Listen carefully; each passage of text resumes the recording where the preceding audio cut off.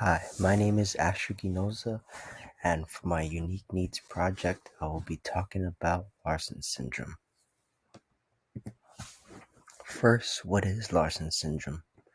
It is a rare genetic disorder that affects development and growth of many different bones in the body. And the type of disorder is that it is an autosomal dominant genetic disorder, which is different from an autosomal recessive genetic disorder, and it has no neurological effect or any effect to the brain. In the picture to the right, you can see that the hand on the left side, which is the patient's right hand, is totally straight. Her fingers are straight and normal. But when you look at the hand to the right side, which is her left hand, her third and fourth finger, which is her middle and ring finger, they seem to be abnormally shaped. The ring finger seems to be flexed, and the middle finger seems to be hyperextended through its joints and joint growth. For the etiology, the main cause for why people get Larsen syndrome is a gene called filamin B, which is also known as FLNB, and it is essential in normal skeletal development before a baby is born.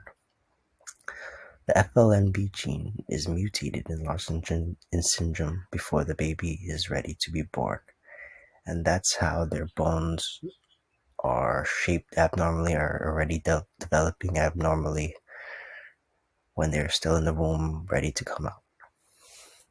Since Larsen syndrome is an autosomal dominant genetic disorder, it means that either parent could pass down the abnormal gene if they have it. But if this was a recessive genetic disorder, both parents would need to have the abnormal gene in order to pass it on to their child. Looking at the images to the right, in image A, you can see that her forehead seems to be a little bit abnormally shaped, and in image E, her eyes seem to be a little bit wider or developed wider apart. But all of these patients have some sort of cranial or facial deformities or abnormalities from Larsen syndrome. For the diagnosis, doctors will need to go through a thorough look at the child's medical history, and the children will also be needing to go through physical examinations frequently, which is probably annually, and they need to go through x-rays in order to see the images of the bones and how they're growing. They can take MRIs in order to see more advanced and clear images of their body systems. And they can also use computed tomography CT scans, which produce cross-sectional images of the human body. One other type of imaging is called EOS imaging, and it is a 3D type of imaging that shows a 3D model of the body or what's going inside your body in a 3D model. The last thing that they need to do for diagnosis is blood tests in order to see if all the patients' other body functions and body systems are functioning well and how they should be. To the picture to the right, it is an EOS imaging technology thing, and it is where they stand up straight inside the chamber thing, and that's how it can create a 3D image of their body, of what's going inside their body.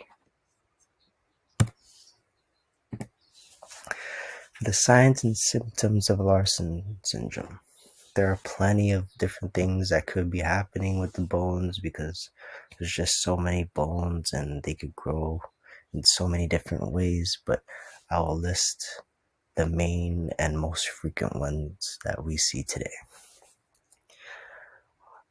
We see foot disorders, which is shown in the picture to the right. And it's called club foot, where their ankle bones and feet bones seem to be growing too big and too fat.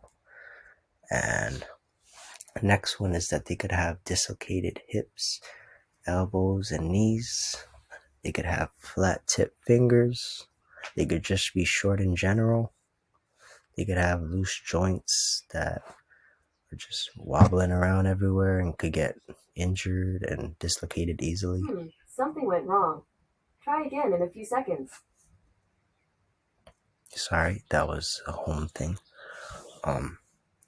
They also have extra wrist and ankle bones, which could cause complications in how their wrists and ankles work. More signs and symptoms are craniofacial abnormalities, which I showed you earlier with the wide eyes and the forehead.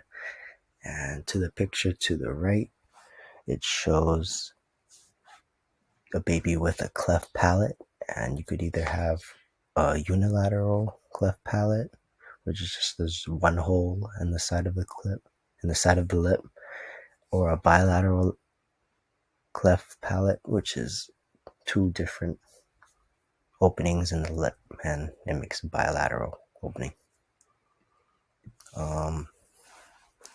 They could also have hearing loss due to their ear bones not developing right, and also respiratory problems if maybe their rib bones or other bones around their lungs like could even puncture the lungs or affect them negatively. The last thing that Larsen syndrome people could have are spinal deformities such as scoliosis and kyphosis. For the prevalence of Larsen syndrome, it is very rare because only about 1 in 100,000 babies are affected each year. And in this picture, you can see that in B, the child's radius and ulna seem to be formed not straight at all, but curved like I'd say like a boomerang. And in C, seems like their whole lower extremities, like their ankle bones seem to be deformed, and maybe some of their knee bone, the bones in the knees and in their thigh. For the treatments of Larsen syndrome, there are a different number of signs and symptoms. So depending on which sign and symptom you have, that's the treatment that should be best for you. And in less severe cases, only careful monitoring might be necessary. But in more severe cases where the children actually need some other help, they might get some joint manipulation or have corrective cast or traction so they can put the bones in the right place where they can form and grow and develop in the right place before they grow to their full strength and size.